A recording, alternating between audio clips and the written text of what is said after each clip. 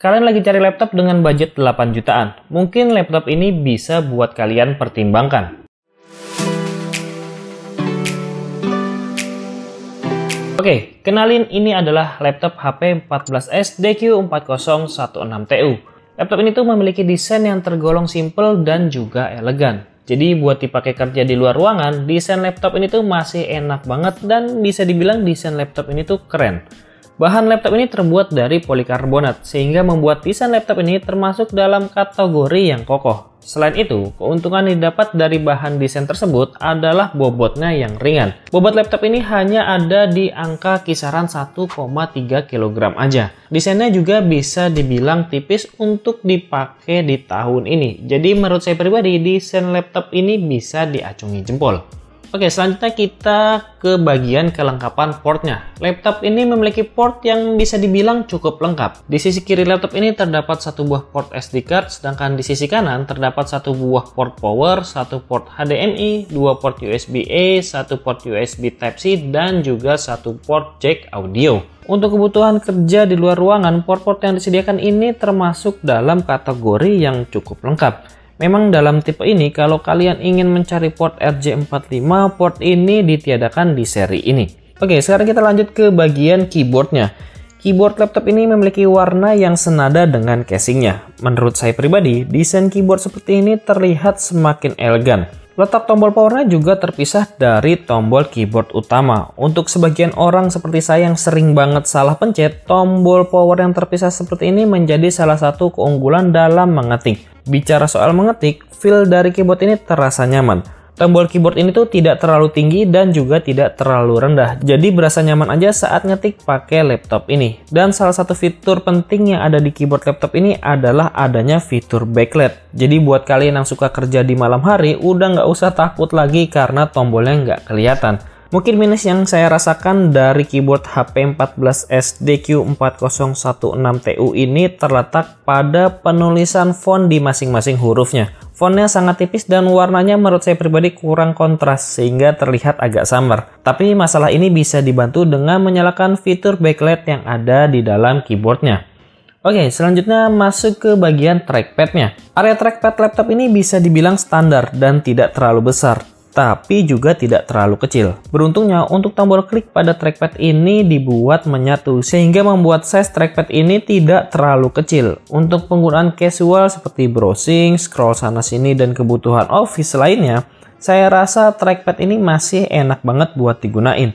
Oke, sekarang kita masuk ke bagian layarnya. Layar yang diberikan laptop ini berada di ukuran 14 in di resolusi Full HD. Layar laptop ini mengusung panel tipe IPS dengan HD Bright View WLED, sehingga untuk kualitasnya bisa dibilang oke. Laptop ini juga mengusung desain layar dengan bezel yang tipis, atau HP bilang ini adalah micro edge, sehingga membuat laptop ini tuh kelihatan kekinian dan juga lebih ringkas. Selain itu, laptop ini juga dibekali dengan kecerahan layar 250 nit. Sayangnya, untuk akurasi warnanya laptop ini masih belum bisa diandalkan karena hanya ada di angka 45% NTSC saja. Jadi, jika kalian ingin gunain untuk desain ataupun editing dengan akurasi warna yang tepat, layar laptop ini tuh masih belum bisa diandalkan. Tapi kalau kalian cuma pakai untuk kebutuhan multimedia, nonton film, atau browsing sana-sini, layar ini tuh sudah bisa manjain mata kalian. Oke, sekarang kita masuk ke bagian webcamnya. Laptop ini dibekali dengan webcam di resolusi 720p. Untuk kebutuhan meeting online ataupun kuliah online, saya rasa kualitas webcam ini sudah bisa memenuhi kebutuhan kalian. Oke, jadi inilah hasil dari kamera webcam laptop HP ini, dan di sini saya menggunakan satu buah lighting untuk menerangi saya. Kira-kira kalau menurut kalian hasilnya bagaimana? Kalau menurut saya pribadi, untuk kebutuhan Zoom meeting ataupun Google Meet ini sudah lebih dari cukup. Oke, setelah kita bahas bagian luarnya, sekarang kita coba masuk ke bagian performanya. Laptop ini dibekali dengan prosesor Core i5 1155 G7 quad-core dengan 8 thread, atau simpelnya bisa dibilang Core i5 Gen 11. Untuk kecepatannya mulai dari 2,5 GHz dan bisa sampai di angka 4,5 GHz. Selain sudah menggunakan prosesor Core i5, laptop ini juga dibalut dengan RAM 8GB dual channel. Dan kabar baiknya, laptop ini tuh masih bisa di-upgrade untuk RAM-nya. Tapi untuk kalian yang ingin upgrade, kalian harus melepas RAM bawaan yang ada di laptop ini.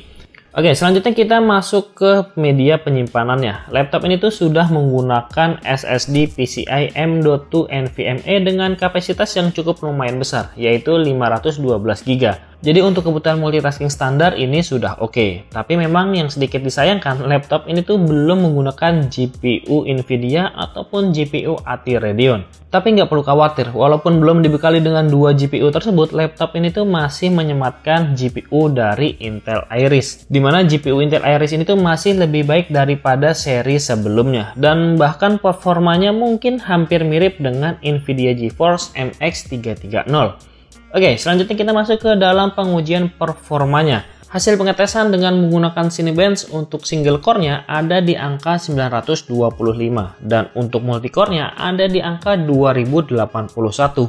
Skornya memang terbilang tidak terlalu tinggi ya. Oke, selanjutnya kita masuk ke pengujian SSD-nya. Di sini kita menggunakan aplikasi Crystal D Smart. Untuk kecepatan read-nya ada di angka 3454,81. Dan untuk write-nya ada di angka 2446,86. Jadi untuk kecepatan SSD-nya termasuk dalam kategori yang kencang. Oke, selanjutnya di sini juga kita coba untuk main game di laptop ini. Di sini saya coba pakai buat main game PES 2017. Hasilnya memuaskan. Untuk main PES 2017 ini tuh terbilang enak. Saat bermain tidak ada patah-patah ataupun lag yang signifikan. Grafiknya tuh berjalan dengan baik dan saat saya main game PES 2017 ini, FPS yang didapatkan ada di angka rata-rata 60 FPS. Oke, selanjutnya kita masuk ke daya tahan baterainya. Daya tahan baterai laptop ini dibekali dengan kapasitas baterai 3 sel 41 Wh dan dilengkapi dengan fitur fast charge. Di mana fitur ini memudahkan sekali saat kita ingin bawa laptop ini keluar karena pengisian daya 50% bisa diisi dalam waktu kurang lebih 49 menit aja. Dan berdasarkan pengalaman pribadi saya gunain laptop ini tuh mampu bertahan sekitar 5-6 jaman untuk penggunaan standar. Oke, lanjut ke bagian suaranya. Laptop ini memiliki fitur dual stereo speaker di mana untuk hasil suaranya bisa terbilang jelas dan juga bisa manjain telinga kalian. Dan berikut ini adalah sampel suara dari speaker laptop HP 14S DQ4016TU.